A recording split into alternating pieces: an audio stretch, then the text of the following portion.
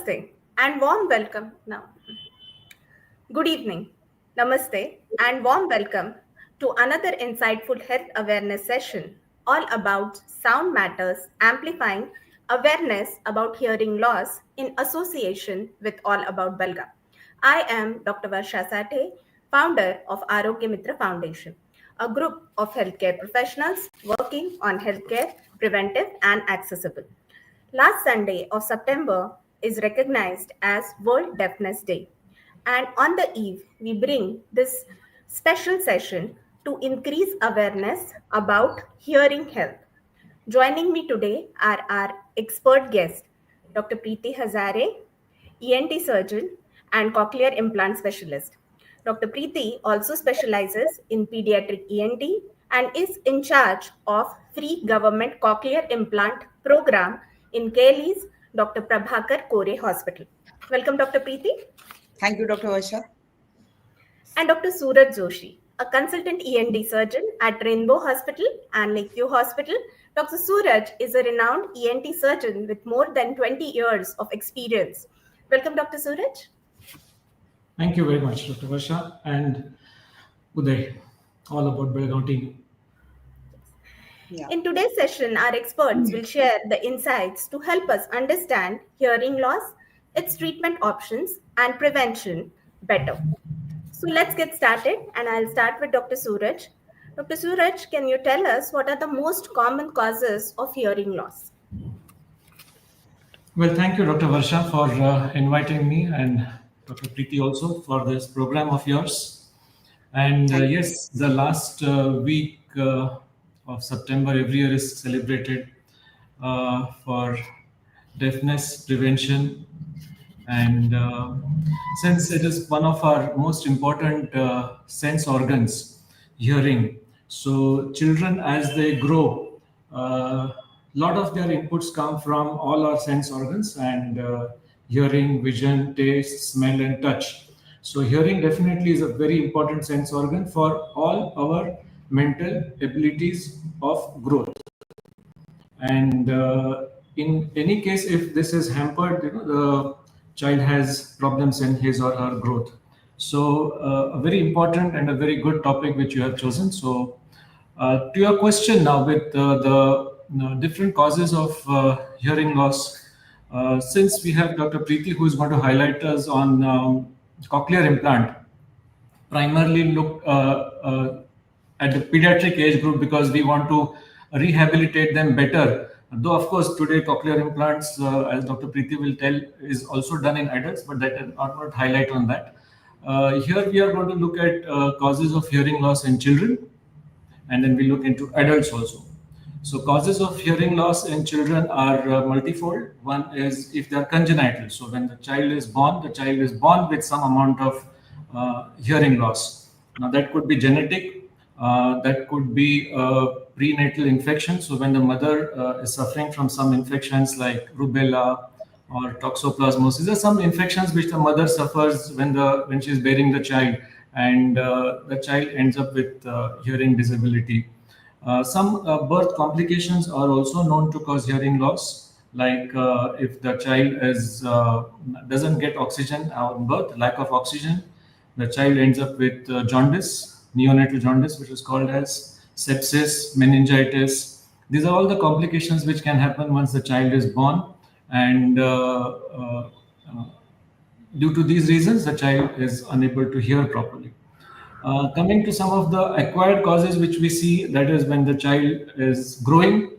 As the child grows, there are some acquired causes are like infections, which we see typically with some ear infections. There's a discharge, leaking ear or pain in the ear. They do cause some amount of hearing loss.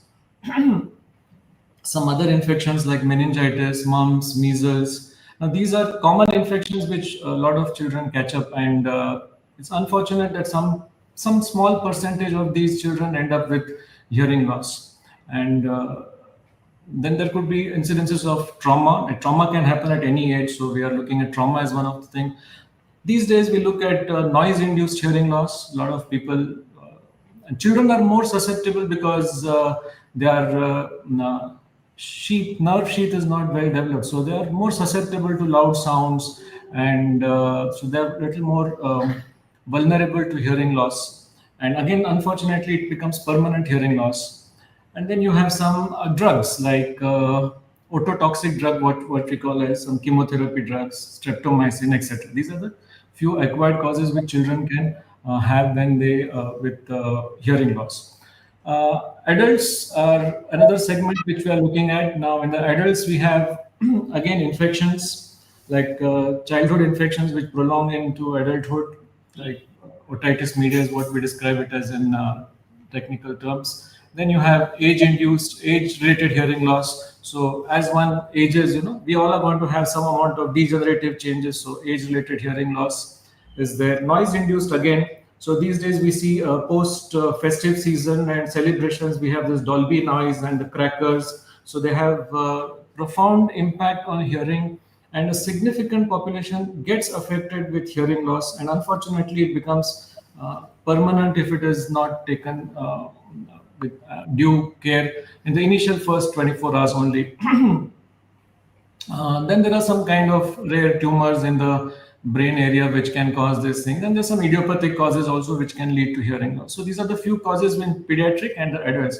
Again, I stressed a little on the pediatric, the children, because Dr. Priti would highlight on the cochlear implant program which she is doing for children at KT. So, this is just a brief, little more. If I have to go into the deeper aspects, one is in the hearing loss, we have 2-3 types. So one is a conductive hearing loss, sensory neural hearing loss, and one is a mixed hearing loss. So these are the types of hearing loss. As we discussed, we will highlight on more on these things later on. Sure. So, if at all we have to summarize, the hearing loss can be in children and as well as adults. There can be the congenital causes, so that there are certain children who are some of the risk factors which we will know from Dr. Preeti, which can cause hearing loss, and the baby may be born with the congenital hearing loss. And there are certain acquired causes, and the most common one being the noise pollution or the noise exposure we all are getting, and of course the infections. So taking the discussion ahead, Dr. Suraj has told about the causes of the hearing loss in children or babies, but what are the high risk group when it comes to the congenital hearing loss? Dr. Preeti? So, yeah, Dr. Suraj has already mentioned many of the factors, like some antenatal factors in mother, like during pregnancy. Postnatal, like we look into the most common factors, like the babies who are admitted in neonatal ICU. So these babies must be having various factors, like they may be having high jaundice, or they may be having some other type of infection. They may be premature, they may be low birth weight, or during delivery, if they end up with some trauma. So these babies who require an ICU admission, it is compulsory to look for any hearing loss in such type of children. Like the protocol is, like at the time of discharge from NICU, their hearing assessment should be compulsorily be done. Other than these factors, like which already Dr. Suraj has mentioned, like the drugs which are given during NICU stay, or even otherwise ototoxic drug, but there are some very essential life-saving drugs are there, so which are needed most of the in NICU babies. So in such cases also, definitely we should do the hearing screening after the time or at the time of discharge. Then other factors what we come across is consanguineous marriage and family history. So consanguineous marriage, and as we understand, they are familial conditions or genetic disorders. So consanguineous marriage, we see even if like the baby has no other risk factor, except if you ask the parents did they had any consanguinity, like the marriage in between the relations, like then it is called first degree if it is immediately first cousin, or if it is second degree if the second or third cousin. So this type of system is very common in our Karnataka, especially even in North Karnataka we find.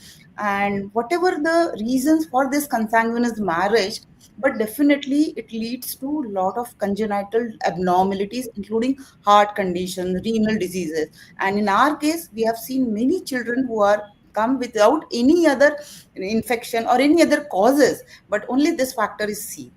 Then, of course, family history, if any in the family, grandparent or anybody who had similar history of either slow progressive hearing loss during childhood, or who is born with like congenital deafness, then also we need to look for.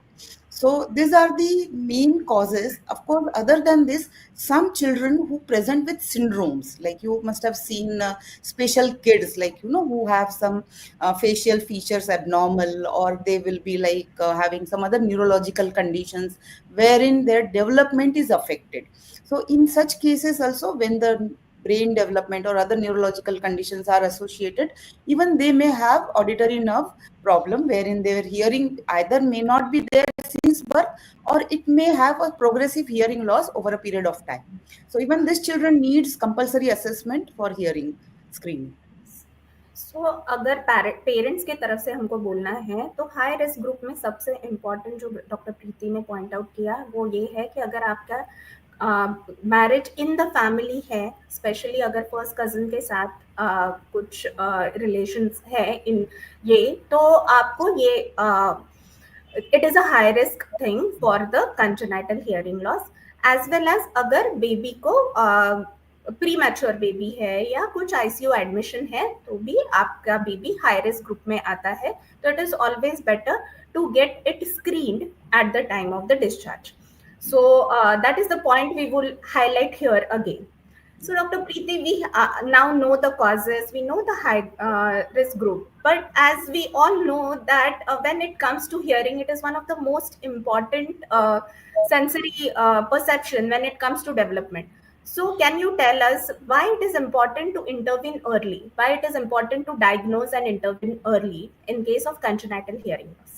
Okay. See, as we understand, a child who is born with a normal hearing, for the next 1 year, he will give you responses in various forms. Like, you can do the hearing assessment just immediately after birth by some test. But even as a parent, they definitely understand whether their child is responding to sound or no.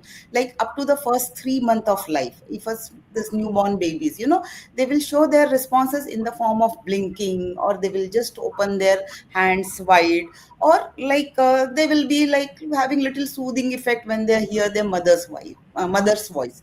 So from the age of 3 months to 6 months, when the neck holding starts, when the baby can rotate his neck and all, so they will definitely show response to sound in the form of neck movement. Again, same other factors like with the mother's like soothing voice, or if some abnormal like sound around like firecracker or whistle, like or घर में cooker का सीटी बजता है, तो they will suddenly start crying. So that is the way the parents understand. Of course, then from up to 9 months to 1 year, many of the children enjoy the sound, like they will show the smiling or other forms, like with the some particular music and all, they will show some responses.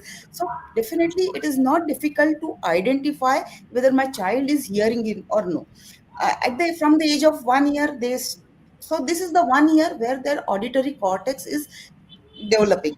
So from 1 year, when the speech cortex like in the brain takes over, and then they will start using some two syllable like baba, mama, some like words they will have. So it is not difficult for the parents to understand, but many times, even if the child do not respond or do not pay attention to such abnormal loud noise, or like doesn't stop crying even after mother calls or like this, then definitely we need to understand and get it confirmed as early as possible, because from the 1 year of age, your speech cortex in the brain, that is takes over, and it will start developing and getting the new connection.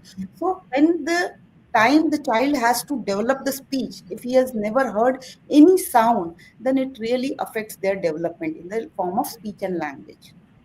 Okay.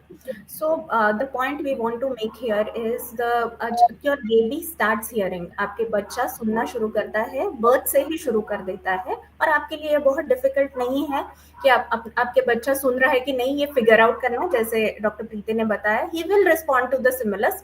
तो अगर आपका बच्चा नहीं सुन रहा है तो as early as possible intervene करना जरूरी है, क्योंकि अगर हम इंटरवीन नहीं करेंगे तो स्पीच डेवलपमेंट अफेक्ट होगा, उसके साथ ब्रेन डेवलपमेंट अफेक्ट होगा, एंड बच्चे का पूरा लाइफ अफेक्ट होता है, including the academics and the quality of life, overall life. That is the point we want to make here. And Dr. Preeti, anything else we want to make add? No. So like there are like in terms of like you have told about the brain development. So as we all understand, 3 से 5 साल तक के बच्चे का maximum brain development होता है. Like आप अपने आसपास भी देखते हैं कि ये एज में अगर आप कुछ भी बच्चों को सिखाएंगे, जितने लैंग्वेजेस सिखाएंगे या कोई अदर एक्टिविटीज भी सिखाएंगे, तो they will pick up, because that is the period of neural plasticity जिसको कहते हैं, और इसमें मैक्सिमम डेवलपमेंट होता है. तो अगर हम बच्चों को एक बार आइडेंटिफाई कर लिया या कहीं पे भी डाउट है कि where in the child is not responding to sound, any problem, because ये जो हियरिंग है, this is a invisible thing. Like many children who present with blindness और एनी अदर डिफॉर्मिटी, जिनके facial features like syndromic babies होते हैं, उनमें समझ में आता है. बिकॉज ये दिखता नहीं है तो लोगों को लगता है कि my child is normal, he is smiling, he is laughing, he is like they enjoy the touch sensation. But उनका हियरिंग नहीं है, तो लोगों में बहुत they don't identify, and then even if they identify, they feel कि no, he is little weak, he is very small, he is very delicate, so they want to wait कि अभी बड़ा हो जाएगा, or like later on maybe he will show the response and all. So this period, which is, as I said, neural plasticity, is very important to do any intervention also. First, the diagnosis as per the all over the world जो criteria है hearing assessment के, उसमें कहा है कि up to the age of 1 to 3 months you should diagnose the baby by doing hearing screening. Like जहाँ पे suspicion है, just do the hearing screening. Then up to 6 months also you can again confirm. Many times parents को बहुत difficult होता है to accept. No, they will feel कि no, my baby was little premature or weight उसका कम था. Like though even if the baby is 2 kg, they will feel my child has only 2 kg and his development is delayed. So up to 6 months also we can again confirm by doing other tests and all. But ideally we can intervene in the form of cochlear implant from the age of 9 months onward. Like in developed countries, many of the Western countries, even they do at the age of 3 months also. As I mentioned earlier, because why early intervention is very important, because your child is going to develop his language and start developing his speech and language from the age of 1 year. So if you do any intervention and give the child auditory stimulus, or like कुछ हम करके जैसे cochlear implant अगर हम उनमें operate करेंगे, तो they will be as near normal or normal like any other kid, their speech and language, and that will further like help in all other aspects of development. सो अगर आप time पे intervene कर रहे हैं तो आपका बच्चे का quality of life as normal as possible रहेगा, and that is the aim of the of all the interventions or the diagnosis which we are doing. So taking ahead the discussion, I'm again and again hearing about the diagnostics. So I'll take first that question to Dr. Suraj. So what are the diagnostic procedures which are used to identify the hearing loss, and what are the latest advances in this field? Okay. Before we come to diagnosis, one very important thing which Dr. Preeti has also mentioned is high index of suspicion, both from the parents and the healthcare workers. Healthcare workers can be anybody, right from the nursing assistant at the hospital where the child is born, or the pediatric nursing care, parents, grandparents, etc. And many times what happens is the general norm is, okay, it's a little slow child and let him take some time. Your father also didn't speak early. All stories we try to tell. But very importantly, that period of neural plasticity, once it goes, then you cannot do anything. So it is as very imperative that we start very early intervention. So high, even slightest doubt, get them tested. There is no harm. The test doesn't harm. It's not an invasive test. You don't need to give any injections. You don't need to do any great scans. Very simple tests are there, which probably most ENT clinics will have these tests to run. And hospitals like KLE and other centers which have good audiology setup, they have still more better advances. So I think it makes sense that even slightest suspicion, the healthcare worker, parent, teacher, grandparent, whoever is there near the child, take them to the doctor, take them to the ENT surgeon close by, and get things assessed. So coming to the test, the easiest test is clinical at home. You can just do a simple clap test and you can see the blink response of the child. So if there's a loud clap, the child suddenly blinks with kind of shrugging of the shoulders. So, bus, this is a very good clinical test for us to, though it is not very foolproof, but still, nevertheless, it's a good clinical test that we can do. So, clinical good evaluation and a routine examination by an ENT surgeon the child's ears can go a long way in preventing deafness and long-term disability for these children, and in turn, the whole society benefits with this.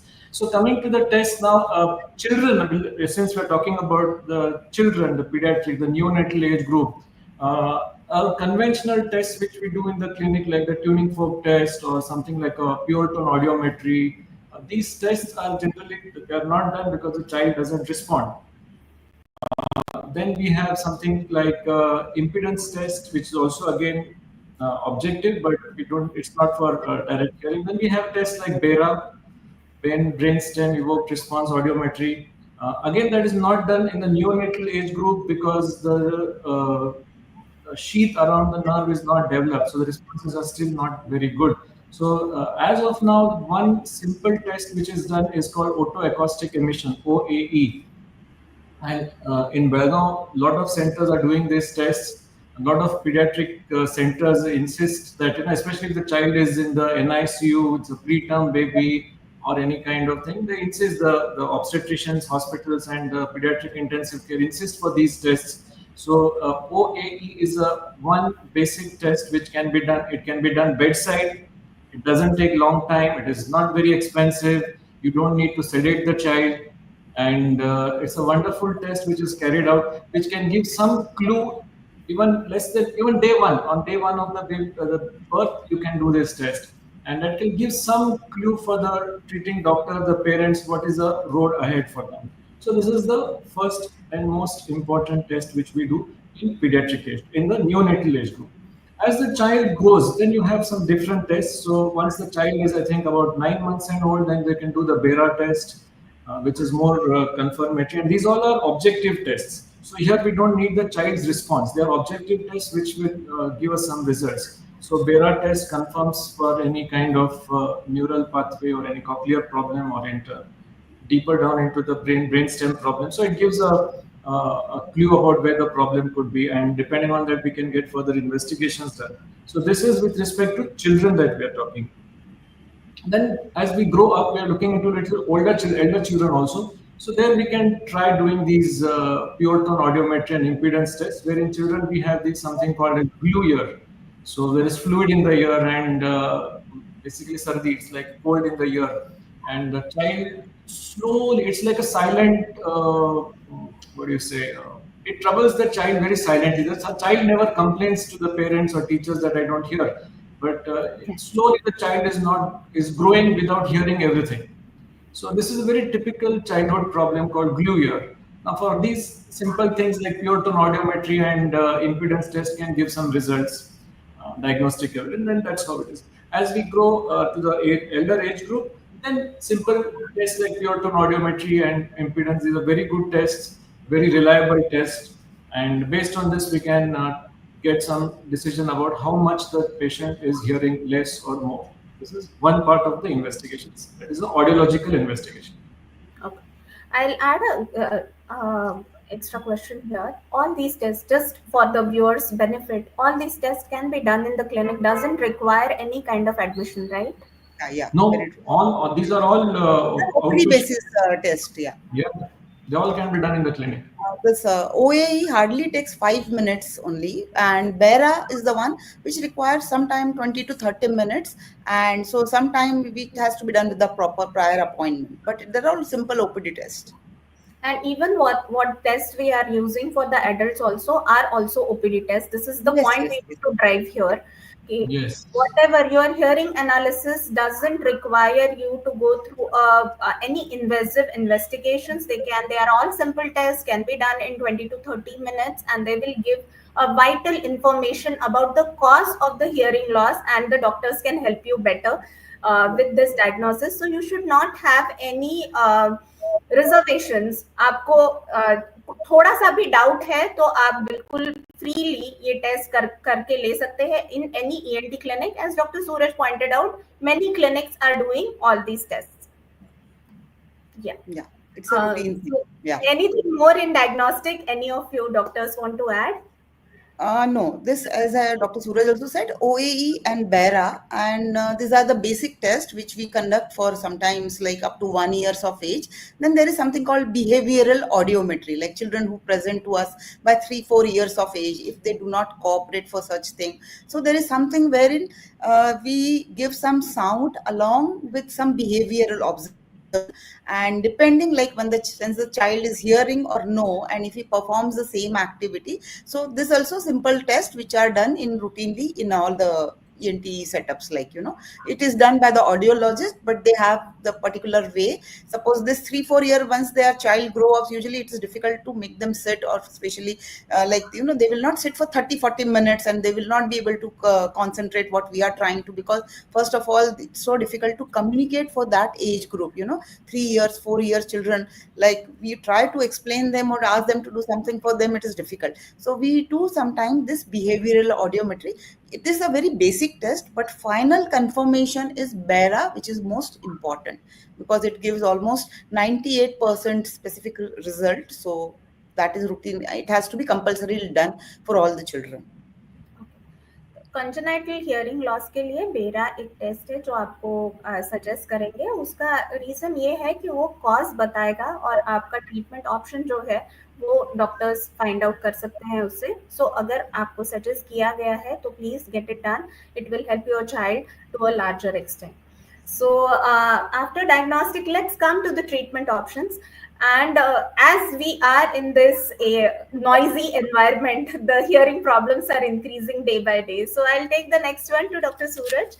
And what are the treatment options available, Dr. Suraj? And what are the newer ones? Because when it comes to hearing aid, we remember that the older one, which हमारे दादा परदादा पहनते थे, and that is little scary when it comes to hearing aid. So what are the newer options available, Dr. Suraj?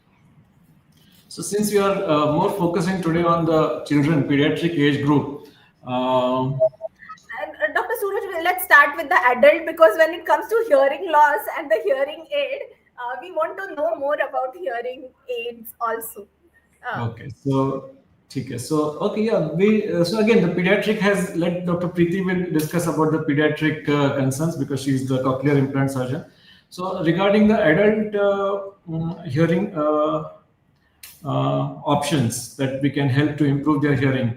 So one is obviously there should not be any physical problem with the ears. Like for example, conductive hearing loss, where we look at issues where there is a eardrum which is ruptured, or where some problem in the middle ear. That has to be addressed surgically. So we are not discussing that issue now. We are just discussing more about the rehabilitation part.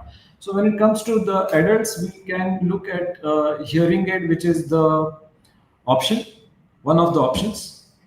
Lot of recent advances have been happening in hearing aid technology. Like there also artificial intelligence, all those things have come up, Wi-Fi, Bluetooth, all those gadgets and gimmicks are there in that hearing aid work also, side also. Apart from hearing aid, the conventional hearing aids which we have, the one which is a pocket model, the one which sits behind the ear, one which goes in the ear, there is also something called BAHA, bone anchored hearing aids are used, wherein we bypass the conventional mechanism of hearing from the ear canal, and the implant is done, which is done at the back of the ear. That is called bone anchored hearing aid. So there are some definite indications where that needs to be done, and that can be done, and it has got its own advantages. So that is one which one should know, and it's a very simple procedure that can be done to implant a hearing aid. New technologies in hearing aid are really nice, that they help people. There's a lot of concern earlier about the squeaking sound and a lot of noisy disturbance. But today with the digital technology, artificial intelligence technology, which is incorporated in the hearing aids, we have hearing aids which can cater to virtually every kind of hearing loss. And they are programmable hearing aids. These programmable hearing aids can be programmed by an audiologist, that can be programmed remotely. Say, for example, somebody doesn't have access to a city, so he or she lives in a little peripheral rural area. I'm sure there is the internet everywhere. So based on a mobile app, they can connect to the audiologist and get their hearing aid reprogrammed. So they can access remotely to all the functions of a hearing aid. So that is what is new. And apart from that, I'm sure you will have hearing aids tomorrow in the spectacle part also. Like probably you have Meta, which is coming with the camera and the lens. So you That's might have hearing aids sitting there. They must be available now also, but that is the optics part of the hearing aid. The hearing aid technology wise, yes, we have a lot of improvements. It's basically at the electronics level, and that has helped a lot of senior citizens overcome the problem, fear, anxiety of using a hearing aid. Yes, that is so great to know because जो सबसे चीज hearing aid के बारे में मैंने सुनी है कि बैकग्राउंड नॉइज इतना आता है कि जो when we are talking to each other वो नहीं आता है और बैकग्राउंड नॉइज ही आता है. That was the main problem which I have heard with most of the elderly which who have, but with this the hearing aids which are programmable, this can be taken care of, and our elders can have, and of course we don't know how much years we have ahead. We will need one. With the noisy environment we will have the near normal hearing what is there. Yes, so coming to the children, Dr. Preeti, so Yeah. what are the hearing we have been talking about these cochlear implants. Yeah. So please tell us more about these cochlear implants and how they help. Okay. See, the word cochlear implant, here we need to understand ki what is cochlear, what is cochlea. Actually, it is the implant which is placed inside the cochlea. So that's why it is cochlear implant. And what is cochlea? Cochlea is nothing but the part of our inner ear.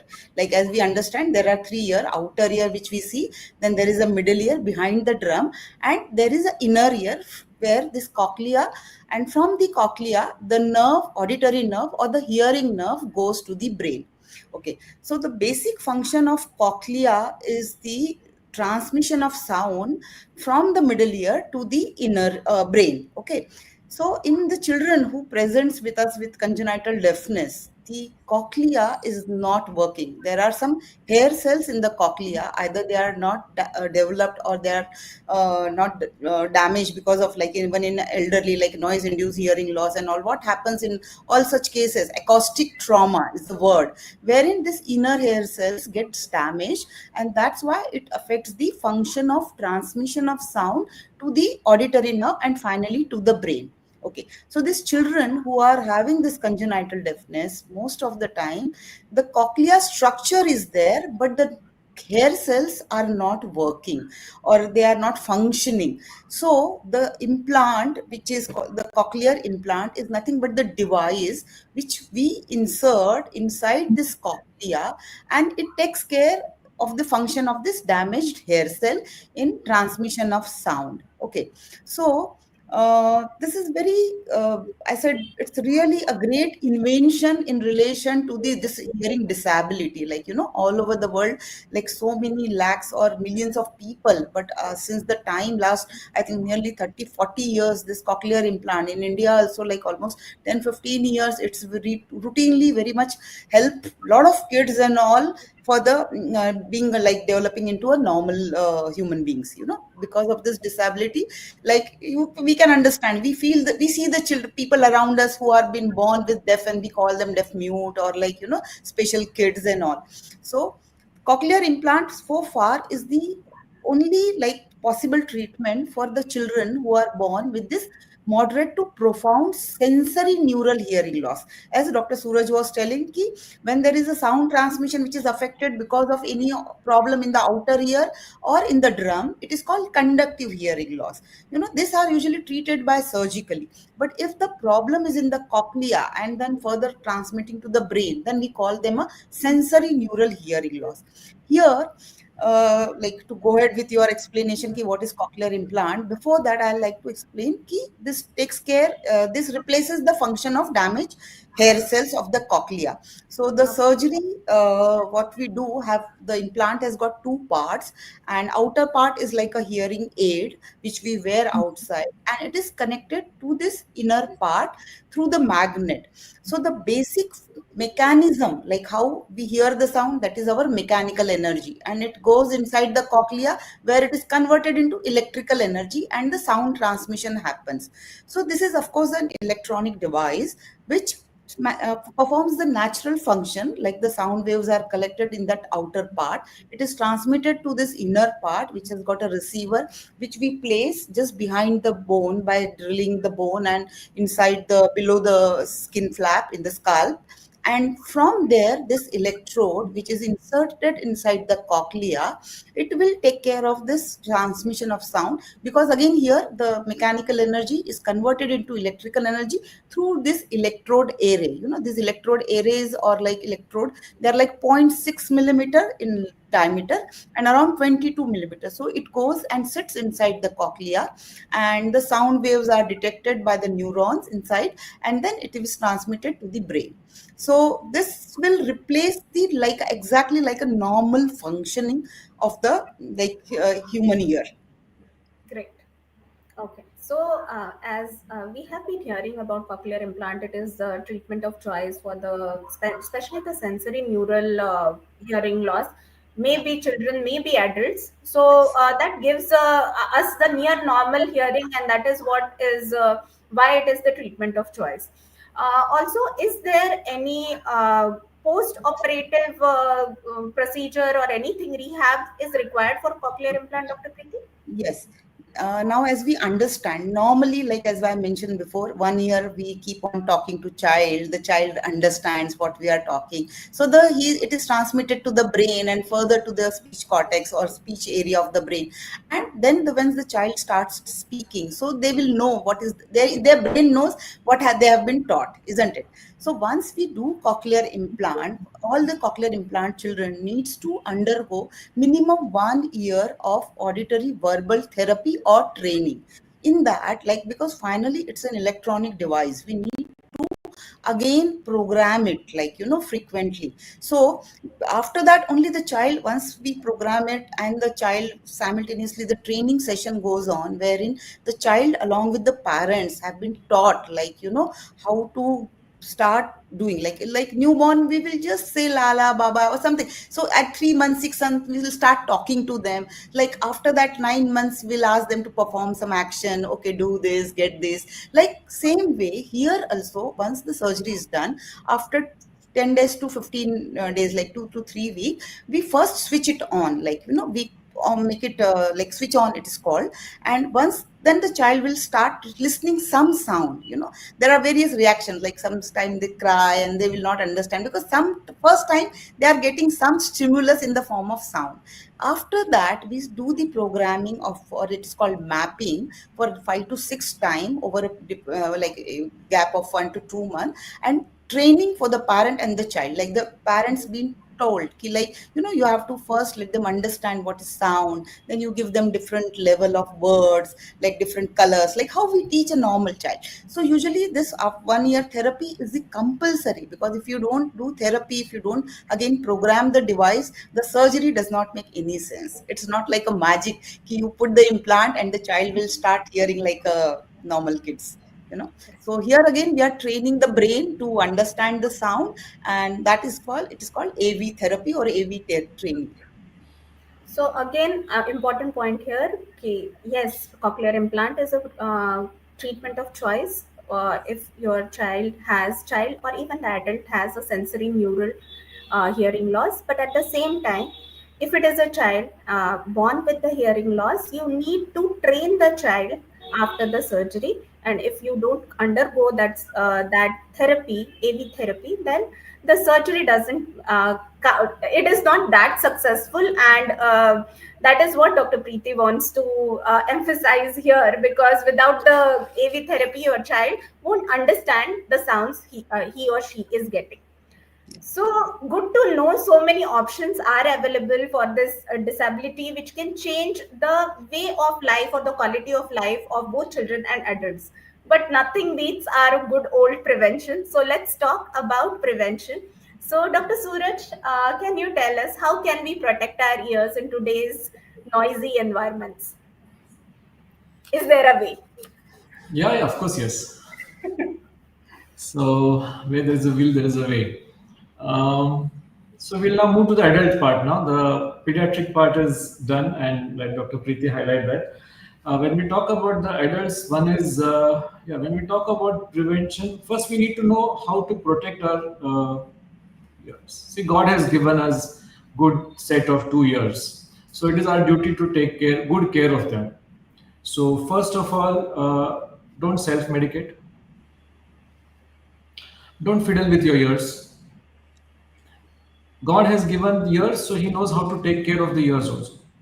So there is a natural, people keep on fiddling, try to remove wax or trying to do some fidgety with the ears, and then they end up with trauma.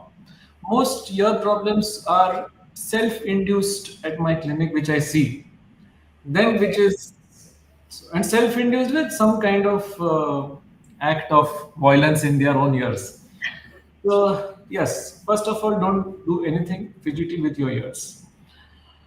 Now coming to new things about use of mobile and yeah, a lot of people ask if mobile does cause any harm. Uh, Documented to some extent, yes, but not conclusive.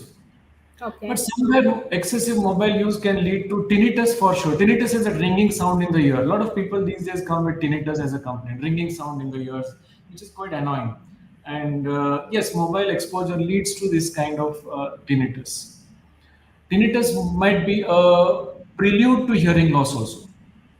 So tinnitus can be an early symptom or early warning sign of hearing loss. So again, we have to be careful. So mobile use, be a little sparse when you use mobile directly to your ears. You can use either a speaker phone or a hands free or something like that, which would be definitely better.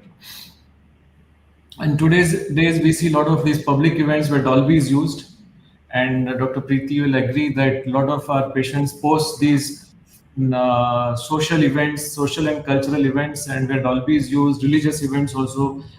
What happens is these patients come, and unfortunately, the organizers are behind the Dolby. The ones who are dancing in front are the ones who are affected. So it's very unfortunate. And then what happens is this becomes a little irreversible if they don't meet us in time. Many times they are still in the high of the celebration and they come very late and present late and they have hearing loss. So Dolby sound exposure is a capital no. Loud music, people who are in the profession like DJing and all that, they are exposed to a lot of loud sounds on a daily basis. Industrial workers, people working at the airports, especially who are on the tarmac because of the loud noise of the airplane engine. Uh, Factory laborers who work on these grinding machines, they are the ones who are exposed. So all these are the professions, the army people, police people who are into firing. So they don't use these protective earmuffs. Ideally, they are supposed to use these earmuffs before they go into the field for firing as a practice. So they don't use many times for whatever reason, and they end up with. So again, protection and prevention. First is protect your ears from all these kind of sounds. And in case if you are forced to go in areas where you know there is loud sound, I don't mind suggesting even just keep a cotton wool in the ear, which is soaked in little liquid paraffin or petroleum jelly. So it masks even about say 15 to 20 decibel of hearing from the Dolby sound. If it can protect you, it is reasonably good enough, I would say. So these are a few professions and areas where people are exposed and they don't they're not careful about that and then they end up with hearing loss. So in When this, you are saying the cotton, is there any other option to block this? And what about these AirPods and all we use? Are they more damaging? Because that is one thing which is discussed more and more, especially among the youngsters. They're always with the earpods. Yeah, yeah, there is a So rule is of it more 60. damaging? Sorry. yeah, you can continue. Because there is a rule of 60, like, more than 60 minutes and more than 60 decibel. Like, you should not be continuously using even the AirPods or anything, how we should take care of hearing. Like, so normally we should tell them ki when they take 60 decibel, it's like not written, but up to 60-70% of the volume you should be there for up to 60 minutes. Otherwise, if they are continuously using with loud sound, definitely it is going to affect, and it may start, as Dr. Suraj said, tinnitus, such a common problem. Like tinnitus can be because of many reasons, and difficult to identify what exactly, and many times maybe patients hide, I don't use anything, doctor, and especially this young generation. So other than that, just as other thing doctor said, not to Is put there anything inside any the ear. documented evidence that instead of earpods, if we use the head, this is it better? Is it a myth, or is it anything Uh, true about it? because of the comfort, earpods and definitely are like more popular nowadays compared to like they used to have headphone before the earpods came. So definitely headphones have more protection in that way, like it covers and totally it prevents. So but the people So will not if change at all we their have to give them this instead of earpods, putting something inside your ear, put it over the ear. Is it yeah, better? that will definitely, yes, definitely Yeah, better. because our children are all the time with the Yes. earpods or the So, headphones. because it So causes even the moisture, or like some chances of in this season sometimes they develop fungus if they are continuously using, and all those things also is there. But I would also highlight that these noise cancelling earphones or headphones, over a long term use, they are quite damaging to the hearing. yeah, okay, So a lot of people, new technology has led to new problems. So problems. definitely, people who are on long-term use of these noise cancelling headphones, because this noise cancelling is again a digital frequency which is delivered to mask the outside sounds. okay, So there is a constant exposure of sounds to the ear, Yeah, and to quieten the surroundings, some other sound is given to mask it. So that is not a very. It's good. It has its advantages, but I don't recommend to use it for people use it on flights. So yeah. or people who are traveling in bus and train or long distance journeys, they use it for 3, 3, 4 hours and for days and months together, and that definitely is detrimental for their hearing. So noise cancelling headphones are to be judiciously used as and when only required. So in even there are protection, some, just to add, even there are some studies wherein it can cause the pain, like neuritis, like we can have trigeminal neuralgia like symptoms, or like we have seen some parotid pain around the ear, like because it affects the nerve if you constantly use it. There are some studies which have shown that if they don't find any cause, like the overexposure or constant use of this earpods have, can be the reason, like that's what they say. okay. So here in prevention and the common mistakes we are doing, the noise cancellation, use it judicially, as Dr. Suraj Yeah, said. Also, instead of putting something in your ear, it is always better to use the headphone. And best is the speaker away from your ear is the best possible what we Always the can say. best.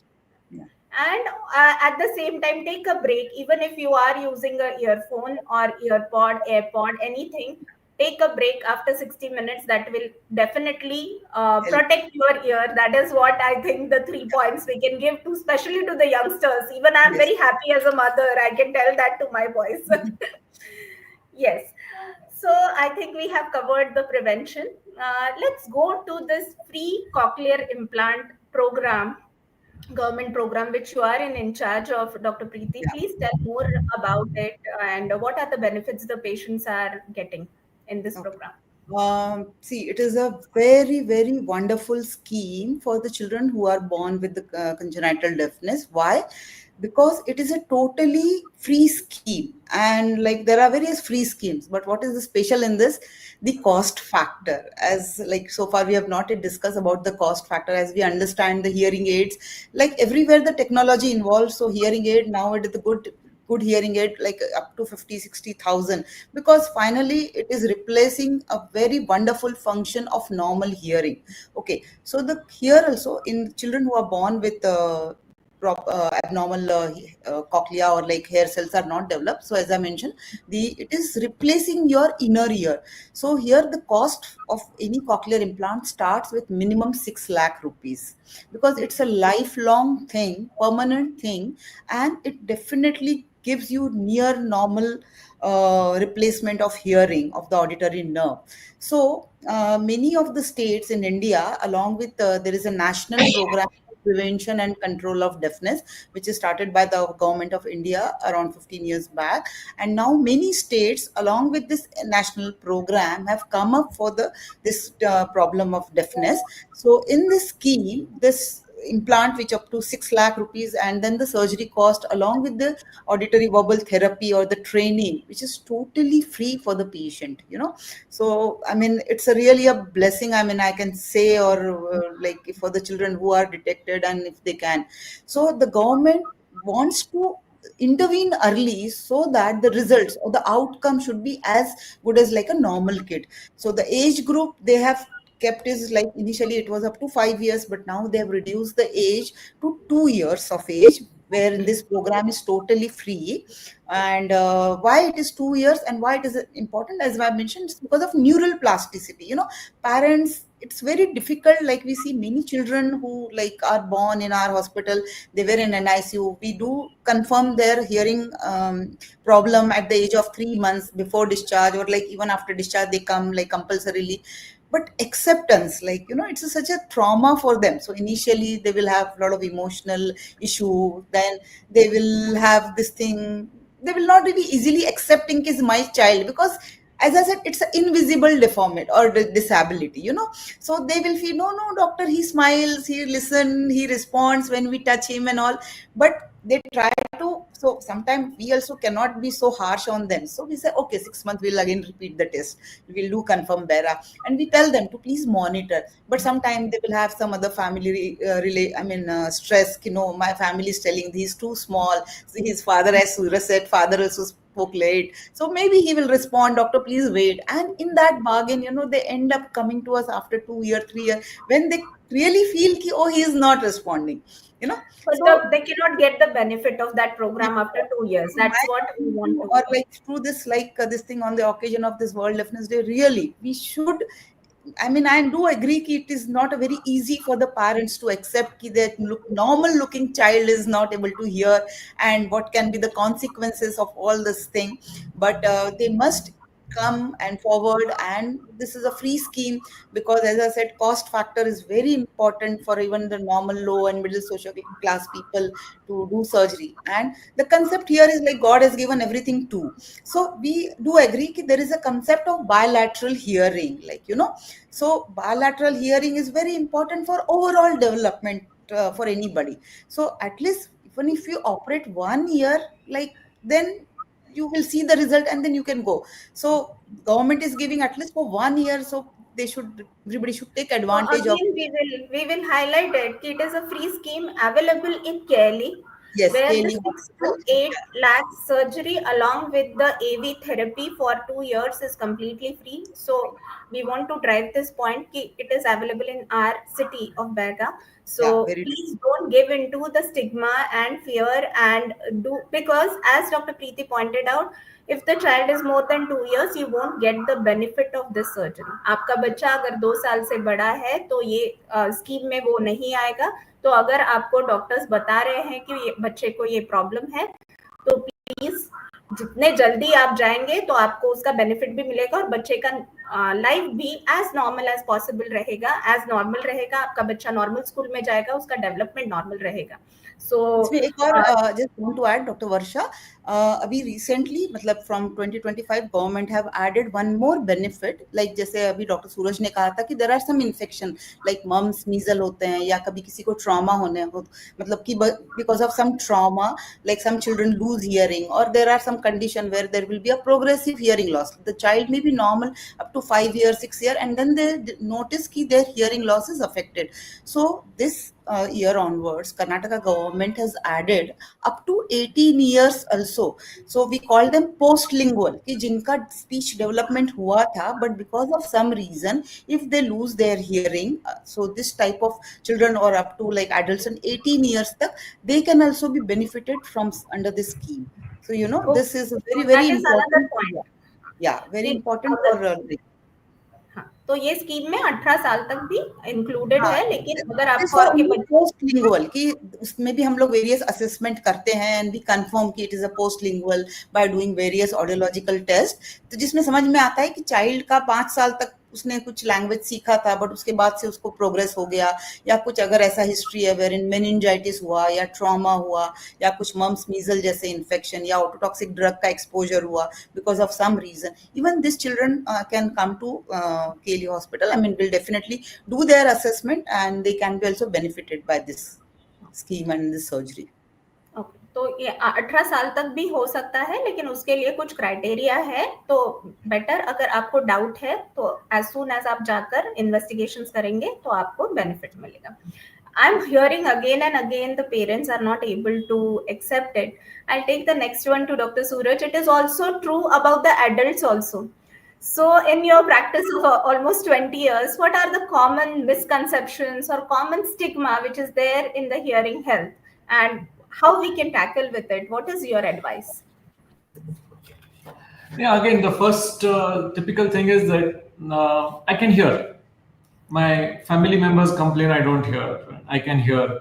My friend says it doesn't help. Hearing aids don't help. And I'm fine.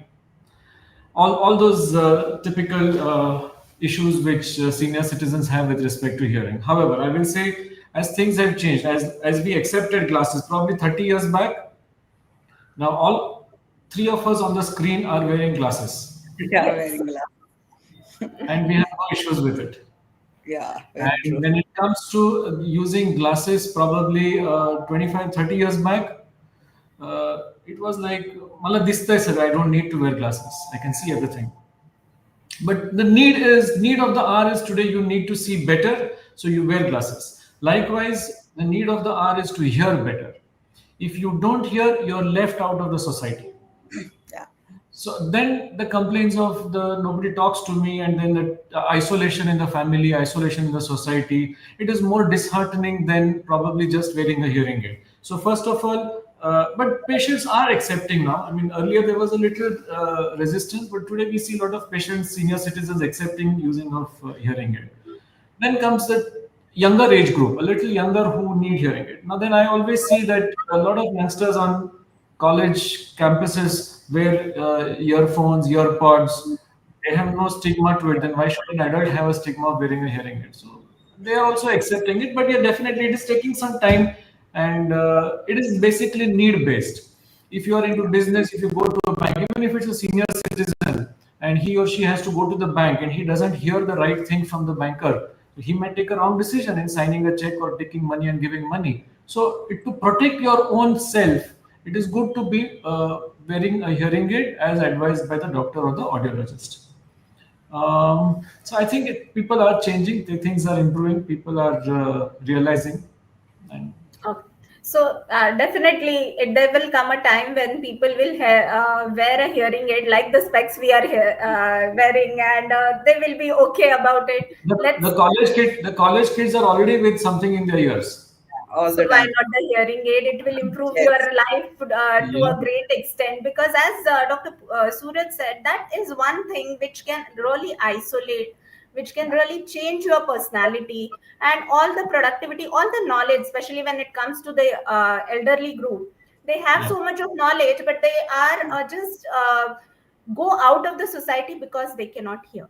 Yes. So please, whenever you have any hearing problems, there are so much of advances have happened.